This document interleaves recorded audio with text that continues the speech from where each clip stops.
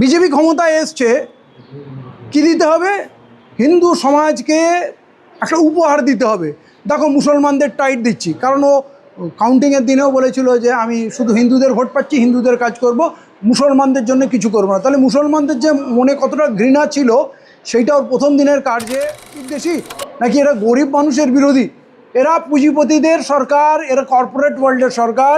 এরা বড় বড় শহরগুলোতে বড় বড় স্টল করবে, মার্কেট করবে, রেস্তোরাঁ করবে। গরিব মানুষের এখানে কোনো জায়গা নেই। এটা আমরা যত তাড়াতাড়ি বুঝে যাব তত আমাদের জন্য মঙ্গল। তাই প্রথম ঘটনা, তপসিয়াতে বুলডোজার চালানো, মানে গদিতে বসতে না বসতে মানে ভিতরে যে কতটা বিষ আছে সেটা তার আচরণে বোঝা গেল। একটা মুখ্যমন্ত্রী কোনো নিয়ম কানুন আইন না মেনে, এই বুলডোজারের বিরুদ্ধে সুপ্রিম কোর্টের রায় আছে, হাইকোর্টের রায় আছে, সে কিন্তু তড়িঘড়ি গিয়ে শুধু হিংসার কারণে, মানে বিজেপি ক্ষমতায় এসছে, কি দিতে হবে? হিন্দু সমাজকে একটা উপহার দিতে হবে। দেখো, মুসলমানদের টাইট দিচ্ছি, কারণ ও কাউন্টিংয়ের দিনেও বলেছিল যে আমি শুধু হিন্দুদের ভোট পাচ্ছি, হিন্দুদের কাজ করব, মুসলমানদের জন্য কিছু করবো না। তাহলে মুসলমানদের যে মনে কতটা ঘৃণা ছিল সেইটা ওর প্রথম দিনের কার্যে বোঝা গেল, এবং ও খুব আঘাত এলো।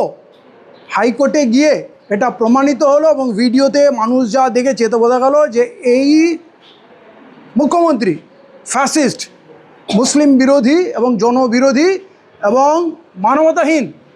ওই যে মুসলিম মহিলাটি, যারা ওই বাড়িটা 42 বছর আগে করেছে ওর বাবা বা ওর শ্বশুর, এবং অত্যন্ত উচ্চশিক্ষিত মহিলা, আমার মনে হয় পুরো পশ্চিমবাংলায় অত ফ্লুয়েন্ট ইংলিশ খুব কম মানুষ বলবে। হিন্দু মুসলমান আপনি পুরো বাংলায় ঘেড়ে নেন, তারা শিক্ষিত। এই শুভেন্দুর যে মনে হলো এরা তো গরিব অশিক্ষিত মুসলমান, এদের যাবো বুলডোজার দিয়ে ভেঙে দেবো। পরপর দুটো বাড়ি ভাঙলো। আগুন লেগেছিল একটা বাড়িতে, আগুন তো স্টিফেন কোর্টেও লেগেছিল, আরও অনেক জায়গায় লেগেছে, সরকারি দপ্তরেও লেগেছে, কিন্তু সব জায়গায় বুলডোজার লাগে। তো এই আনাড়ি অশিক্ষিত মুখ্যমন্ত্রী সবসময় হিন্দু সেজে ঘুরে বেড়াচ্ছে, গেরুয়া তিলক লাগিয়ে, গিয়ে ওর বুলডোজার আঘাত খেলো। হাইকোর্ট ওকে ভৎসনা করলো, বলল যে না, কোনো ডেমোলিশন হবে না, বুলডোজার থেমে গেল। দ্বিতীয় ঘটনা, পার্ক সার্কাস সিমেন্ট পয়েন্টে যে জমায়েত হয়েছিল, এই জমায়েতের আমি বিরোধী। এইটা জমায়েত করার, বিক্ষোভ দেখানোর সময় নয়। মাত্র কয়েকদিন সরকার এসছে, সরকারের উপরে নজর রাখতে হবে সে কি করছে, কারণ অনেকগুলো প্রতিশ্রুতি দিয়ে সরকার এসছিল। পশ্চিমবাংলায় উন্নয়ন গড়াবে, দুর্নীতিমুক্ত সমাজ গড়বে, এবং প্রচুর চাকরি হবে, রিক্রুটমেন্ট হবে, অনেকগুলো যুবসাথী এবং ওই লক্ষ্মীর ভাণ্ডারের জায়গায় অন্নপূর্ণা ভাণ্ডার, এবং 7th পে কমিশন লাগু করবে, সমস্ত পুরনো ডিএ ক্লিয়ার করবে, অনেক প্রতিশ্রুতি, railway recruitment, panchayat recruitment, teachers recruitment, প্রতি বছর এসএসসি হবে। অতএব যে এত কথা বলেছিল, এগুলো পশ্চিমবাংলার মানুষ তাকিয়েছিল, এগুলো আমরা পাবো। কিন্তু দেখা গেলো প্রথম দিনেই ও ঘর ভাঙা থেকে শুরু করলো। আর দ্বিতীয় আক্রমণ কী হলো? 7 পয়েন্টে। আমি বলছি ওই 7 পয়েন্টের জমায়েতটা কোনো সংগঠন ডাকেনি, তার মানে এটা ষড়যন্ত্র করে ওইটা গুজব ছড়িয়ে কিছু মানুষকে বোকা বানিয়ে জমায়েত করা হয়েছিল, এবং তাদের বিরুদ্ধে নির্বিচারে লাঠিচার্জ করা হয়েছে। ওই জমায়েতটার আমি বিরোধী। এখন জমায়েত করার, প্রতিবাদ করার সময় আসেনি। আর ওইটার উপরে পুলিশ প্রথমে আক্রমণ করলো, তারপরে কিছু ছেলে ইটপাটকেল করেছে। ওই ইটপাটকেল কারা করেছে নিশ্চয়ই সিসিটিভি ক্যামেরায় ধরে তাদের বার করতে হবে। কিন্তু কোনো নিরীহ মানুষকে মিথ্যা কেসে ফাঁসানো যাবে না প্রমাণ ছাড়া। যেমন ফরিদুল ইসলাম ওই জায়গায় স্পটে ছিল। 7 পয়েন্ট এমন একটা জায়গায় হাজারো লোক এমনি এসে দাঁড়িয়ে যায়, তার মানে ওইখানে ক্যামেরায় ধরা পড়লেই তাকে তুমি জেলে পুরে দেবে। এবং এইটার থেকেও যেটা বড় সাংঘাতিক ঘটনা, তার পরের দিন 4 জনকে হ্যান্ডকাপ পরিয়ে রাস্তায় আপনারা প্যারেড করাচ্ছেন আর বলছেন ওই ঘটনার পুনর্গঠন আপনারা করছেন। ঘটনাটা ঘটলো সিসিটিভির সার্ভেলেন্সের মধ্যে, সব কিছু আপনারা দেখছেন।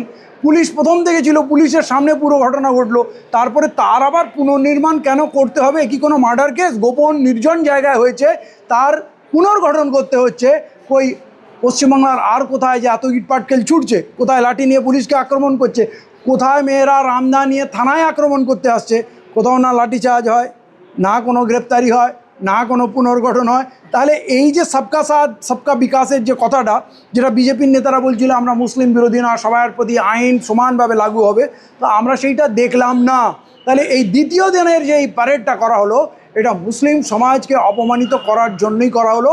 এইটা মুসলিম সমাজে কেন, পুরো সমাজে একটা খারাপ বার্তা যাচ্ছে যে এরা শুরু করেছে অত্যাচার দিয়ে।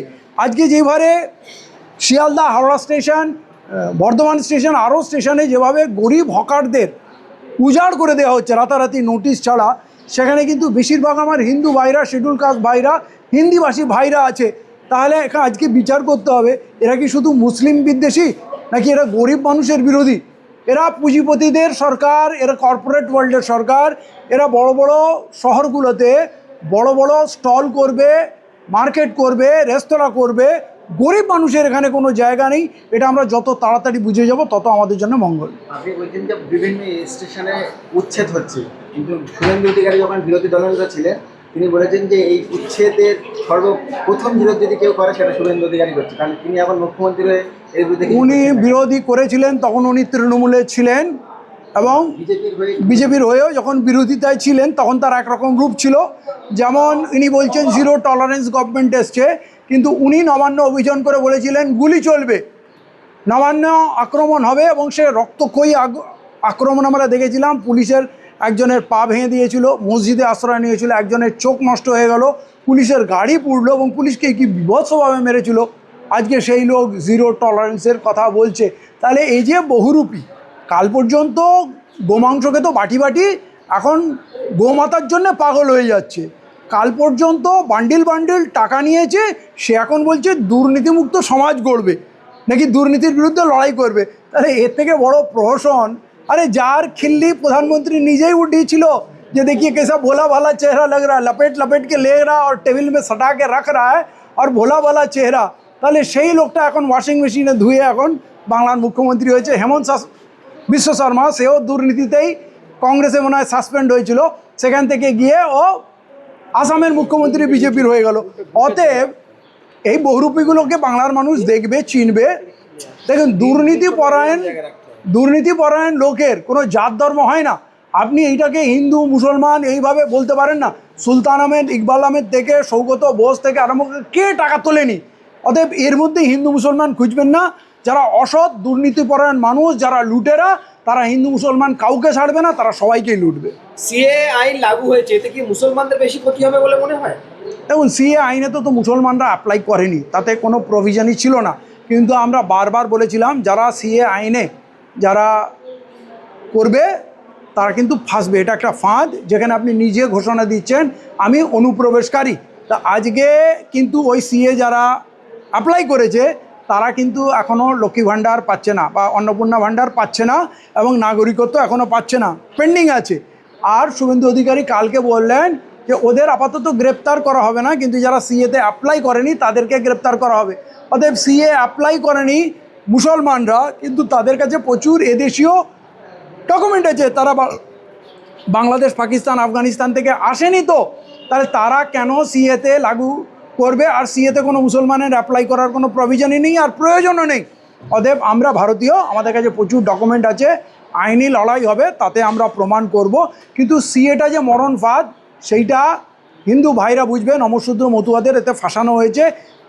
শুভেন্দু অধিকারী বলুক, সিএতে যারা অ্যাপ্লাই করেছিল তারা কি নাগরিকত্ব পেয়েছে? আর কত বছর লাগবে নাগরিকত্ব পেতে? এসআইআরের 27 লক্ষ নাম বাদ যাওয়ার পরে কালকে দেখলাম শিয়ালদা থেকে নির্বাচন কমিশনে বিধায়ক নওশাদ সিদ্দিকী তিনি বৈধ নাগরিকপত্র দেওয়ার জন্য একটা মিছিল করে গিয়েছিল এবং বলল যে আমরাই একমাত্র রাজনৈতিক দল যারা সাধারণ মানুষের কথা চিন্তা করে। কী বলবেন? বলতেই পারে, তারা 27 লক্ষ মানুষের নাগরিকত্ব যে ডিলিট হয়েছে তার জন্যে আন্দোলন করছে, এটাকে সাধুবাদ জানাচ্ছি। ভালো কাজ করেছে। প্রচণ্ড বৃষ্টির মধ্যে ডুবে ডুবে তারা মিছিল কমপ্লিট করেছে, ডেপুটেশন দিয়েছে, অনেক লোক সরে গেছে, কিন্তু তারপরেও নওশাদ সিদ্দিকী টিকে ছিল। এটা তো ভালো কাজ, সাধুবাদযোগ্য কাজ। আর সে বলতেই পারে আমরাই একমাত্র করছি। অনেক কিছুই অনেক দল বলে আমরাই একমাত্র করছি। তো আপনি কাজ করলে মানুষ দেখতে পাবে, আপনি বলুন আর না বলুন। কারণ এসআইআরের বিরুদ্ধে কি এই পশ্চিমবাংলার আর কোনো সংগঠন কি আন্দোলন করেনি? নওশাদ সিদ্দিকী কি ভুলে গেছে? উনি বলেছিলেন এসআইআরে কোনো ভয় নেই, আতঙ্ক ছড়াবেন না। এসআইআরের সবথেকে বড় সমর্থক উনি ছিলেন। তাহলে এসআইআরের বিরুদ্ধে আপনি সুপ্রিম কোর্টে কেন যাচ্ছেন? এসআইআর যদি ভালো জিনিস হয়, এসআইআরের বিরুদ্ধে আপনি নির্বাচন কমিশনে যাচ্ছেন। চিটও আপনার, পাটও আপনার। কিন্তু আমার আপনার সঙ্গে কোনো প্রবলেম নেই। আপনি আমার শ্রদ্ধেয় নেতা, আপনি মুসলমান সমাজের নয়নমণি, আপনি সংগ্রাম করে একটা দল দাঁড় করিয়েছেন, দ্বিতীয়বার আপনি জিতেছেন, আপনাকে শুভেচ্ছা জানাচ্ছেন, কিন্তু আপনি যা বলবেন সবটাই হজম করব, এর নাম ইমতিয়াজ মোল্লা না। আপনি নিজের বিজ্ঞাপন নিজে করুন না, সব দলই নিয়ে চায়। আপনি একমাত্র আন্দোলন করছেন, এর আগে যারা এসআইআর নিয়ে আন্দোলন করেছে, এসআইআর নিয়ে সুপ্রিম কোর্টে গেছে, এসআইআর নিয়ে আগামী দিনে গত দিনেও অনেকে আন্দোলন করেছে, কিন্তু তারপরেও যদি আপনি বলেন যে আপনি একমাত্র এসআইআর নিয়ে আন্দোলন করছেন, মানুষ বিচার করবে আপনি করছেন নাকি আরও অনেকে করছে। তবে আপনি যেটা করেছেন এইটাকে সাধুবাদ জানাচ্ছি, এটা ভালো কাজ। শেষ কোশ্চেনে আসবো। পাক সার্কাসে বুলডোজার চললো তপসিয়াতে, আর সেই বুলডোজারে গিয়ে নওশাদ সেখানে দাঁড়ালো এবং বলল আইনের পথে হাঁটবে, আপনারা আইনের বিরুদ্ধে যাবেন না, কিন্তু সেই বিল্ডিংগুলো তো একেবারেই বেপাসি ছিল বা তাদের কোনো রকমভাবে সমস্যা ছিল, কি বলবেন? গিয়ে পৌঁছাচ্ছে, এটাকে সাধুবাদ জানাচ্ছি। একটা নেতা কি করতে পারে, বিপদের সময় মানুষের পাশে দাঁড়াতে পারে, সে সেইটা কাজ করেছে। কিন্তু যদি নওশাদ সিদ্দিক এটা বলে আমি কোনো বেআইনি কাজের সমর্থনে আমি দাঁড়াবো না, তাহলে ওইখানে টোটাল তপসিয়াটা, গুলশান কলোনিটা, রাজাবাজারটা, খিদিরপুরটা টোটালটাই বেআইনি। তাহলে আপনি যদি বেআইনির পাশে না দাঁড়ান, তাহলে আপনার ওইখানে গিয়ে দাঁড়ানোই উচিত হয়নি, ওইখানে গিয়ে দাঁড়ানোই উচিত হয়নি। এবং বুলডোজার চলছিল, আপনি চলে আসার পরেও বুলডোজার চলছিল, বুলডোজার তো আপনি থামাতে পারেননি। আমি তার জন্য আপনাকে দোষারোপ করছি না, আপনার ক্ষমতা কতটুকু। মুখ্যমন্ত্রী যদি তার প্রশাসনকে বলে যে বুলডোজার চালাও, তাকে আটকানোর ক্ষমতা হাইকোর্টের আছে। পীড়িতরা হাইকোর্টে গেছিল, তারা হাইকোর্টের অর্ডার পেয়েছে, বুলডোজার থেমে গেছে। এবারে ওইখানে বুলডোজার থামার পর ওইখানে শতরূপও গিয়ে দাবি করেছে আমরাই থামিয়েছি, নওশাদ সিদ্দিকীও বলেছে আমরাই থামিয়েছি। খুব ভালো কথা, আপনারা থামিয়েছেন, এই দাবি করতেই পারেন, আপনারা রাজনৈতিক দল, আপনাদের তো প্রচার থাকবে, আপনাদের স্ট্যান্ড থাকবে।